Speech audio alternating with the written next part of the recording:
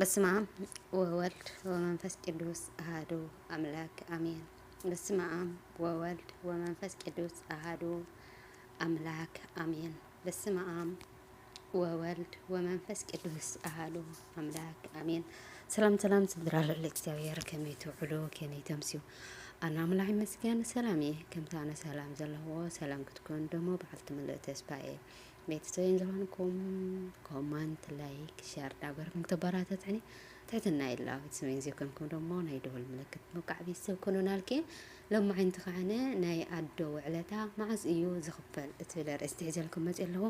ሓይርኩም ንክትፀንሑ በትሕትና ኢላ ናይ ኣዶ ውዕለታ መዓዝ እዩ ዝኽፈል ኣዶ ንውላዳ ክትብል ክብርቲ ሂወታ ትኸፍል እትገርም ፍጥረት እኳ እያ ኣዶ ማለት ኣዶ ካብ እግዚኣብሔር ነታሕቲ ሂወት ሂባ ሂወታ ትስእን ድማ ካብ ልባ ኣፍቃሪት ሰብ እኮ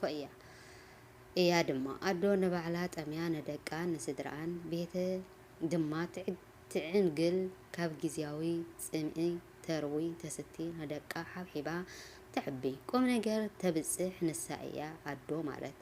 ኣዶ ንነእሳ ንሂወታ ካብ ሰብ ንታሕቲ ኮይና ንደቂ ተዕብዮም ተጥምዮም ኩሉ ትበልዖም ማይ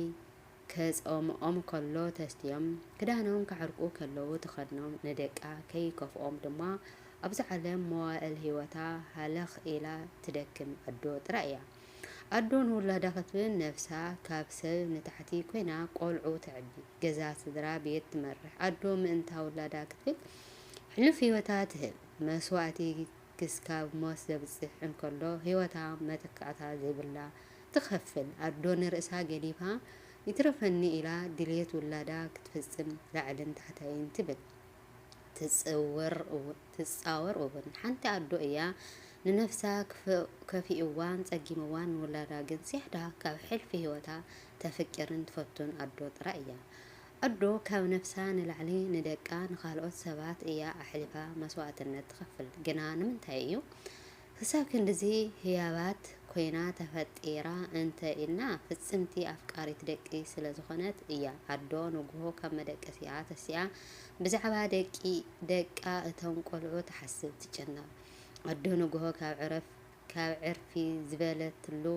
ዝበለትሉ መደቀሲ ተሲኣ ትኩስ እንጀራ ፍቅር ፍትፍት ኣቢላ ብንጉህኡ ትዕንግለካ ትህበካ ፍቕራን ሓልየታን ምቁር እዩ በጣዕሚ እኳ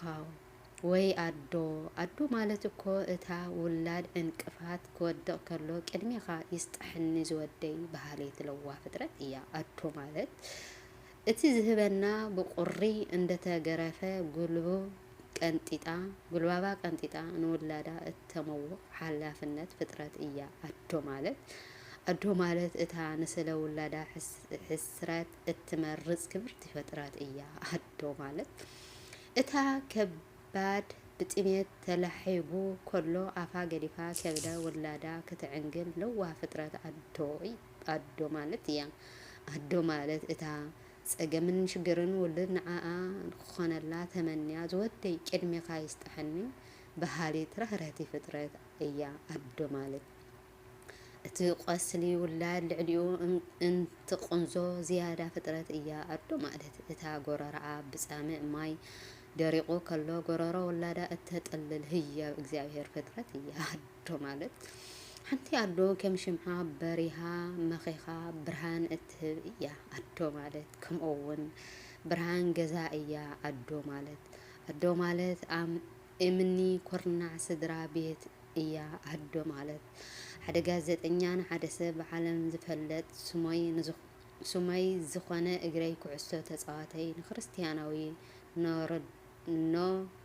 ሮናላድ ከምዚ ክብል ሓተቶ ስለምንታይ ኣድኻ ክስካብ ሕጂ ምሳኻ ሓቢራ ምስ ስድራ ቤትካ ትነብር ዘላ ስለምንታይ ከንበይንና ገዛ መንበሪ ዘይትሰርሐልና ወይ ከዓ ዘይትገዝአልና በሎ ክርስቲያኖ ሮናላዶ ክምልስ ከሎ ከምዚ በለ መልስ ኢሉ ኣነ እኮ ኣደይ እያ ኣዕብያትኒ ንዓይ ክትብለ ድማ ሙሉእ ሂወታ እያ ኣወፍያ ዝዕቤትኒ ኣነ ቁርሲ ምሳሕ ድራር ክበልዕን ክነብርን ክትፈቕደለይ ኣደይ ድማ ጥራይ ከብዳ ጥሜት እያ ትድቅስ ነይራ ፈጺመ ድማ ገንዘብ ኣይነበራን ፈጺሙ ድማ ገንዘብ ኣይነበራን እዩ እግሩ ኩዕሶ ክጻወት ምእንታ ኣደይ ፍሉይ ጠመተ ጌራ እግሪ ኩዕሶ ክጻወት ምእንታ ድማ ፍሉይ ጠመተ ጌራ ተጻወታይ ኩዕሶ ክኸውን ምእንታ ናይ መጀመርታ ጫማይ ንምግዛእ ኣብ ሰሙን 7 መዓልትን ለይትን ከም ስራሕተኛ ገዛ ኮይና ኣብ ገዛ ሰብ ተቋጺራ ትሰርሕ ዝነበረት ናሃተይ ኣዶ እያ ኩሉ ናይ እግሪ ኩዕሶ ዓመተይ ንዓኣ ንወላዲተይ ዝተወፈየ ኮይኑ ብሰንኪ ኣደይ ህወታ ሸይጣ ኣብቲ ደረጃ ክበጽሕ ዝገበረት ኣደይ ክሳብ ኣብዚ ዓለም ብህይወት ዘላ ኩሉ ግዜ ኣብ ጎነይ ክትከውን እዩ ዝፈቅድ ኣነ ክባ ዝኽእል ኩሉ መስዋእቲ ንስለ ኣደይ ክኸውን ኣለዎ ይብል ክርስቲያኖ ሮናልዶ ኣደይ ንዓኣ ንሳ መዕቆቢተይ መጸጊዒተይ ካብዚ ዓለም ተወዳዳሪ ዘይብላ ዘዕብየት ህያው ንሳ ኣደይ እያ በለ ክርስቲያኖ ሮናልዶ ሓቁ ኣዶ ማለት ፍቕሪ ወሃቢት ሰብ እያ ኣዶ ማለት ኩሉ ነገር እያ ኣዶ ክትወልድን ክትዕቢን እዚ ኩሉ መስዋእቲ ክፍለ ናብዛ ክተብጽሐካ ጸዒራ ደኺማ እያ እሞ ንስኻ ውላድ ንኣዴኻ እንታይ ጌርካላ ኣዶ ንዘለኣለም ሓንቲ እያ ዘይትድገም ንስኻ ውላድ ግን ንኣዴኻ ኣብዚ ዓለም እንታይ ጌርካላ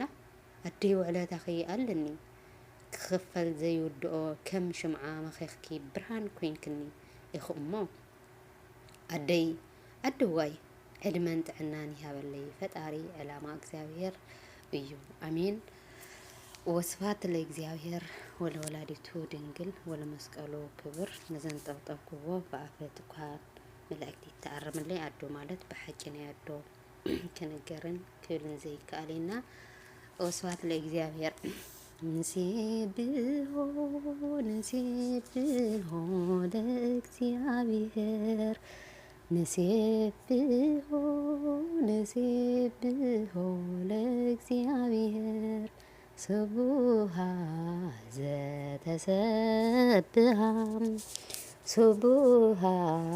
ዘተሰብሃ ስቡሃ ዘተሰብሃ